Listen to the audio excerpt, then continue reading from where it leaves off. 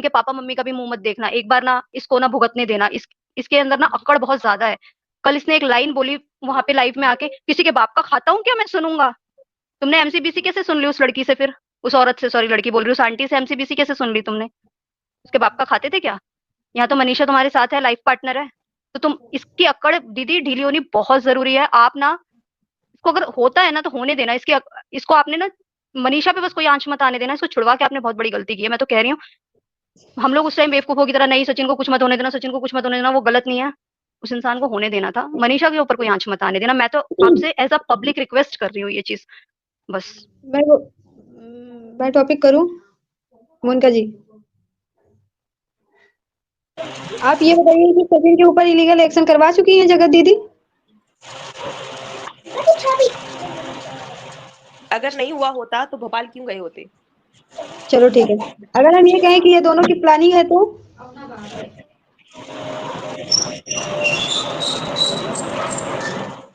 इसका मतलब तो साफ साफ भाई दोनों तरफ से दिख रहा है इन लोगों की प्लानिंग स्टार्टिंग में ही यही की गई थी कि बहन भाई के जोड़े में भैया रिश्ता बना करके तो आ नहीं पाएंगे, तो पहले सोशल मीडिया बदनाम करना, उसके बाद मैं केस करूंगी, फिर मेरा शादी टूट जाएगा, तब जज बोलेगा भाई एक बेटी के सर से बाप का साया उठ गया, इसकी शादी टूट गई, भाई तू बदनाम किया है इसको, तू रहे इसके साथ। यही तो नहीं प्लानिंग है इन लोगों की। प्लानिंग का पार्ट तो मैं नहीं हूँ, इसलिए मैं इस बारे में बता नहीं पाऊंगी, क्योंकि मैं इस हूँ तरीके से मैं हूँ समझने वाली, भाई मैं पब्लिक हूँ, मैं समझ रही हूँ। नहीं इनकी तो ऐसा प्लानिंग नहीं हमको था। साफ झलक रही है, जिस तरीके से भी ये बहन बोल के गई हैं कि वो जगत भैया ऐसे ऐसे बोले हैं, तो ये तो साफ साफ झलक रहा है कि भाई इन दोनों की प्लानिंग है।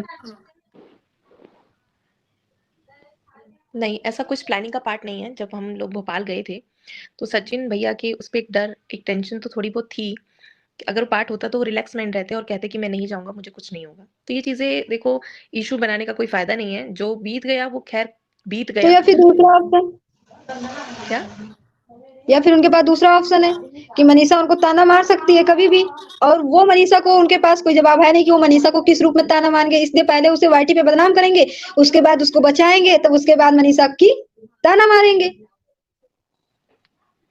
मनीषा के लिए तो कोई टॉपिक है नहीं ना कि मनीषा को वो गलत बोल पाएगा।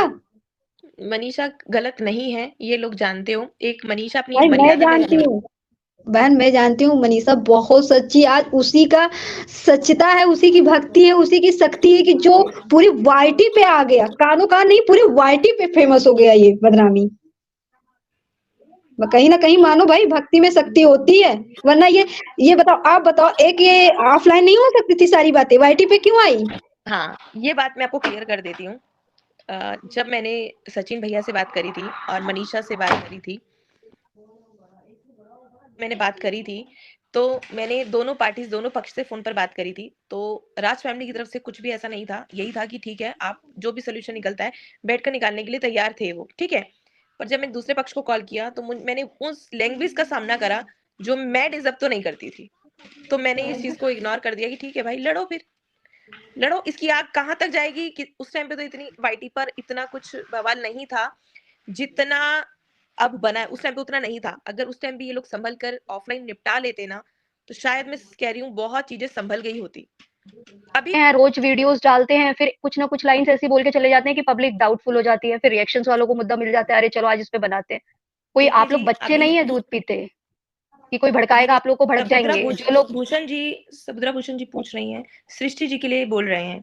देखिए जी, सृष्टि जी के लिए बोलना तो मैं किसी के लिए भी बोलना, किसी के लिए बोलना बे। कर रहे हैं ना, पिछली हिस्ट्री उठा के देख लीजिए, सचिन भैया का साथ जिसने दिया है ना, उन्होंने अभी तो चलिए थोड़ा सा सेंसिटिव ये है, लेकिन उन्होंने ना सबके साथ ऐसी किया है, सबकी छीछा लेदर की है। मैं तो ये कहूंगी हर एक क्रिएटर से, अगर कोई है यहाँ पे लाइव में बैठा हुआ, कि आगे से सचिन भैया किसी को भी अपने घर बुलाए ना, रिक्वेस्ट है एज अ व्यूअर ना जाया जाए उनके घर, नहीं तो वक्त आने पे वो इंसान ऐसे कर देता है ना सबकी कि मुंह दिखाने लायक कहीं नहीं छोड़ता। आज यही सृष्टि दीदी, जब अभी अक्टूबर में उन्होंने कांड किया था ना, उनके घर गई थी बिना बताए किसी को, आज उन्हीं की लोग आईटी पे चीचा लेदर कर रहा है। एक टाइम सरिता दीदी की, इन्होंने बख्शा किसको, जिसकी करनी चाहिए उसको क्लीन चिट पे क्लीन चिट दिया जा रहा है, क्योंकि सृष्टि दीदी ने यहाँ आके हमेशा बोला है वो गलत है, वो गलत है, वो गलत है, मैं मनीषा के साथ हूँ, मैं मनीषा के साथ हूँ, मैं मनीषा के साथ हूँ। अब वो सृष्टि दीदी को भी नहीं बख्शेगा, और वक्त आने पे फिर क्या कहेगा, सॉरी मैं तो गलती से बोल गया था, मेरा माइंड काम नहीं कर रहा था। दूसरों को डिफेम करने में आपका माइंड काम करता है। हम जैसे पब्लिक है जो उनको देख रही है, बेवकूफ है हम पब्लिक जो अपना टाइम खोटा कर रही है उस इंसान को देख के।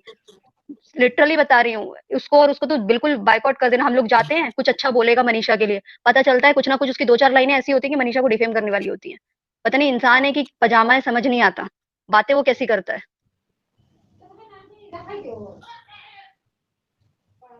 लोग पूछ रहे हैं, मनीषा त्रिपाठी जी आप पूछ रही हैं, मोनिका जी आप किसके साथ हैं? मैं किसके साथ हूँ अभी ये क्लियर करना बाकी है आप लोगों को। ये बताइए दीदी मत क्लियर बोलना आप, करना। दीदी अब तो बिल्कुल भी मत बोलना। आप जिसके भी साथ हो ना, आप साइलेंट मोड पे रहो। हाँ, पब्लिक को अब सस्पेंस में रहने दो। जब आप 100 बार अपना दे चुके क्लेरिफिकेशन कि मैं मनीषा के साथ हूँ, मनीषा गलत के साथ तो कोई भी नहीं है, लेकिन यहाँ तो एक इंसान लगा है। नहीं, उसको क्लीन चिट दो, उसको क्लीन चिट दो सब, तो मेरी नजरों में सब सही हो जाओगे। बिल्कुल नहीं देंगे हम लोग उसको। तो मनीषा को कर लो जितना भी डिफेम करना है, अच्छे से करो, बहुत अच्छे से, लेकिन पब्लिक नहीं करेगी मनीषा को बिल्कुल भी। आज सृष्टि दीदी के लिए लेके बैठ गए, मोनिका दीदी जो भोपाल दीदी, मैं तो लिटरली बता रही हूँ, मैं पूरे वाईटी पे बोल रही हूँ, और शायद हर कोई, अगर मनीषा पे कोई आँच आती है ना, तो आप उसको बिल्कुल आने मत देना उसके ऊपर आँच, लेकिन इस आदमी के ऊपर कुछ आती है ना, इसको छोड़ देना। इनके पापा मम्मी का भी मुंह मत देखना, एक बार ना इसको ना भुगतने देना। इसके अंदर ना अक्कड़ बहुत ज्यादा है। कल इसने एक लाइन बोली वहां पे लाइव में आके, किसी के बाप का खाता हूँ क्या मैं सुनूंगा। तुमने एमसीबीसी कैसे सुन ली उस लड़की से फिर। ये जो मोनिका की लाइफ में है, इस लड़की ने जो बोला है ना, बहुत ही सही बोला है, बहुत ही सही बोला है भाई। मुझे इसकी बातें बहुत अच्छी लगी हैं। और ये लप्पू जी क्या कह रहा था उस दिन पैनल में आके कि मैं किसी के बाप का दिया खाता नहीं, मैं क्यों किसी को सुनूं।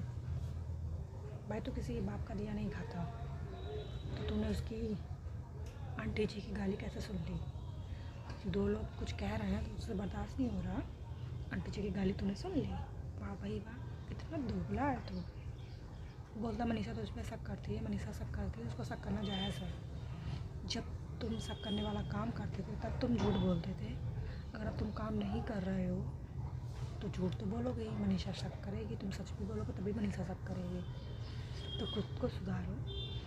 1 साल नहीं हुआ तुम्हारी गलती हो, अभी 1 महीना भी साबित नहीं हुआ, ठीक है? ये मत बोलो कि मुझे कोई पछतावा नहीं है अपनी गलती का।